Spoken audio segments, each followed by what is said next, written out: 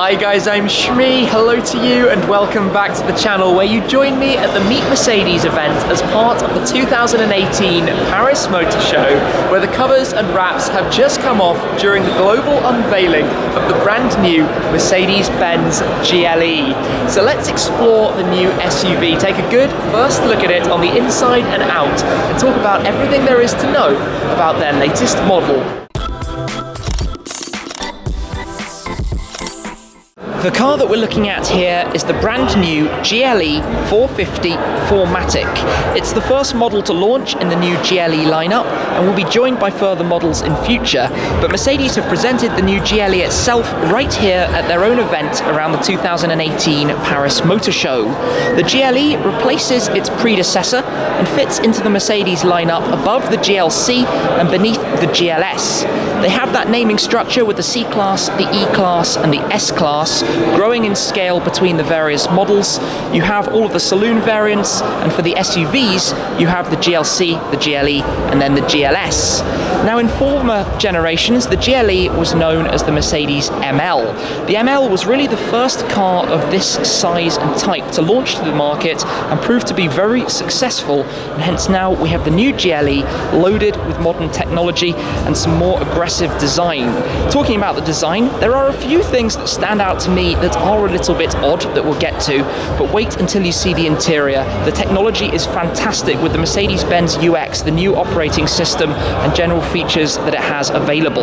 From the name, we have 4MATIC, which is standard on all GLE models, which represents its four-wheel drive system, and then you have the 450, which is the designation for the engine in this car.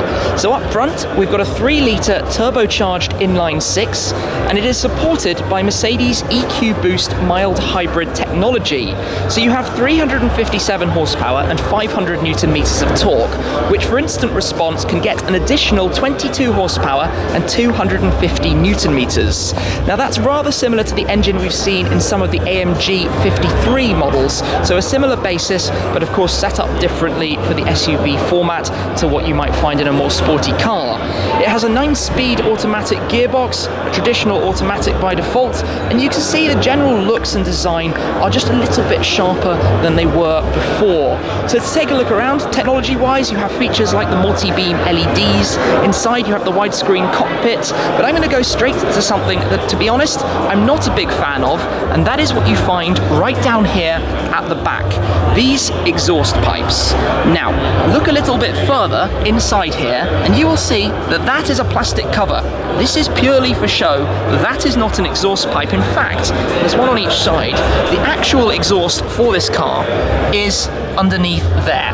So these are just visual, and I don't think I necessarily agree with that. I don't think you need to have them if they're not a functional part. And similarly, if we come right the way back around towards the front, you have a little bit of that with the openings that you get in the front grille. This looks like it's all open, but in fact, out of this whole area, I think just a little section in the middle is. So it's not really as functional as it looks. However, visually, it looks aggressive. You have this high front nose, a lot of stance, a lot of presence, and that's what a lot of these cars, to be honest, are about. For example, the running lights inside the multi-beam LEDs at the front have that positioning towards the center, which just gives them more presence. Imagine it being behind you with this high end, the way it looks. The Mercedes star in the center, which acts as the radar cruise control center, and the way you have the trim coming out the side of that. You get different grills depending on the different models, and presumably in future there will be a number of different variations of this, including some AMGs available, maybe with the 4-litre bi-turbo V8, potentially even with a hybrid system on top of that. So let's come round and have a look at the interior, because in here it is very, very nice. In here are where things get very special. The interior of the GLE. It's luxurious and it is loaded with technology. It's a largely new fit and finish than we've seen on other models, but I'm going to point your eyes towards the widescreen cockpit, the dual 12.3-inch displays that now have the MBUX, so the way you can naturally talk to the car, ask it things, and it will give you answers. But to explore this in some detail then, let's take a step inside here. The clarity and quality of these screens are fantastic. The interior continues in a very nice way beyond and behind us. A few things I'll talk about when we explore the rear in a second, but just what we're faced with. So I'm going to pull the door to, you can see the Burmester sound system. we have soft close on the doors. You have this large canopy that goes around the dual screens with the finish, not necessarily the biggest fan of the dust that might gather in there. Air vents down on the lower section beneath that, but the screens look stunning. So you now have a touch screen in the center. You can also control it using the touch button here on the right hand side for that display and the left hand side for the driver display, or you can use the new touchpad that you have in the center for various different functions like going back to home or swiping between the various menus depending what you're looking to do precisely. So in here, everything you could imagine from settings, configurations. I'm not overly familiar with the MBUX yet, but we could potentially, in theory, just say, hey Mercedes, and it would pop up and ask us what we wanted to do, or we could then say, you know, navigate me to, well, we're in Paris at the moment, navigate me to London, and this would then work its magic and get things started and do exactly that for us. On the left screen, if you press home, you can bring up a lot of that information here. These screens are gorgeous, so much detail and information available to you. You can change various different styles through here. I love playing with these settings and just going through different things and seeing how you can configure it. You can see angles.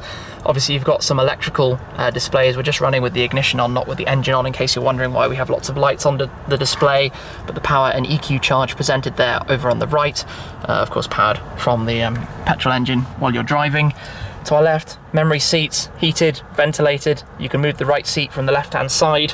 All the features you would love to have in a luxurious SUV like this. We've got a ginormous panoramic roof above us.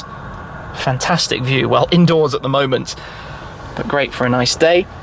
Lots of storage. You can imagine there's a lot of space here. Wireless charging pad for your phone, USB-C ports, cup holders that can actually heat and cool, I think. Oh, they're just set for, there we go. You can have them on heating if you've got your coffee in there, or cooling if you've got an energy drink or something. You can pull that back closed. You also have the 360 camera system. So press this park assist, all of those kind of features. You have the dynamic mode selector to go through your different driving modes, some hotkeys, and then a few things like raising and lowering the suspension is also controlled through here, and you have your typical off-roading controls available too. Massive storage bucket in there with another USB-C port. And I like the ambient lighting you have all around the different chrome accents and parts, and we've got a dual tone interior on here with the white and black, which is finished in a very nice way too. So all that works very well. I think we're going to switch here to do the, if we were powered, to do the sun visor that would run over the top of the window. But the front part of this is stunning. So let's take a step out to show you in towards the rear.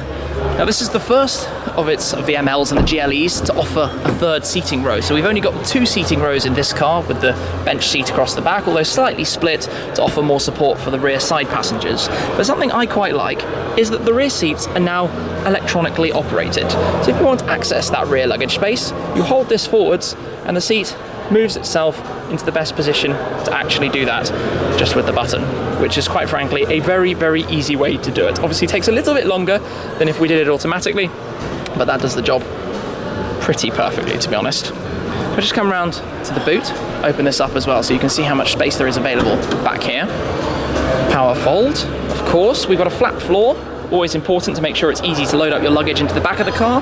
Good cargo net on the left with some space for various bits and pieces there. Here you have the buttons to do the seats from the back, so we can make our lives slightly easier by doing that straight from back here. And you can actually remove this rear shelf, the visor that would go over the top to hide away your contents of the boot, and tuck it away underneath the boot floor. So that will actually go in here. Ah, it's already in here. That's what attaches to the one that's up above, as well as having additional storage space down below. You've also got the button here to raise and lower the rear end, just to make lifting things slightly easier, so you don't have to pick them up quite so high to get them into the back itself. And then of course from back here, close it down or lock it as your heart desires. So it is quite beefed up. If you take a look at the car, the wider arches that it's wearing, those give it that sporty presence, but the way they smooth out and integrate in towards the lower rear. Of course, we have some ginormous rear tyres. We're running on 22-inch wheels here. I think it's going to be available with a number of different sizes, maybe from 18s all the way up to 22s, depending on the models. It does have to be said that this probably won't be the case on every model. Different engine variations probably won't have that. Just a quirk that I'm certainly picking up on because it's something that stands out to me. I like the design of the lights, the new style from Mercedes, designed across the different models. Being an SUV, of course, you have roof rails up top. Small things like having the same quality in the rear with the controlled electric seats, having seat heating, and the Burmester sound system continuing back here. And a screen there for your climate control in the back as well, and also a USB-C and a socket, a full European socket. I think the car just heard me talking. So let me jump back in, because there is actually something else in here that's pretty incredible. In here then, something it does that is particularly clever. If we take this back, well, firstly, as you move your hand towards the screen, it kind of lights up and knows you're doing stuff. You might have picked up on it doing that already.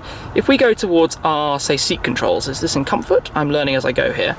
As you lean forwards, it actually knows which person is leaning forward. So if my arm was coming in from the passenger side, it would know and then bring the passenger seat to the forefront, which is just so very clever. And if, for example, you reach down into the footwell, it can detect that and turn on lights down here.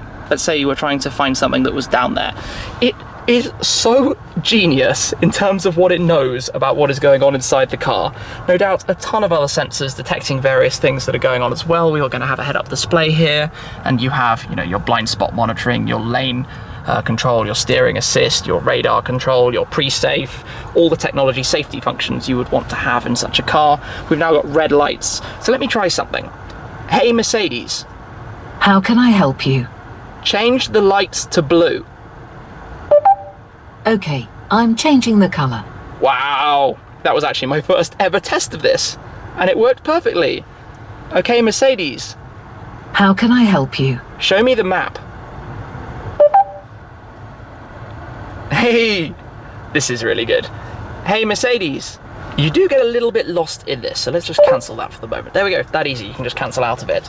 So, that system is pretty awesome. I'm a big fan of that. I like how it works. You don't have to necessarily learn so much. You just kind of jump in the car, start using it, and away you go. So we've got a fair amount of space back here. Can't really complain about anything. If we just check out this, you've got some buttons for the boot down here. I didn't actually sit into the rear cabin to see how much space we did have as an occupant back here. First, I'll need to put the seat back into its fully returned position, which again, easy to do. That's back into place. Take a step in here, and we got loads of room.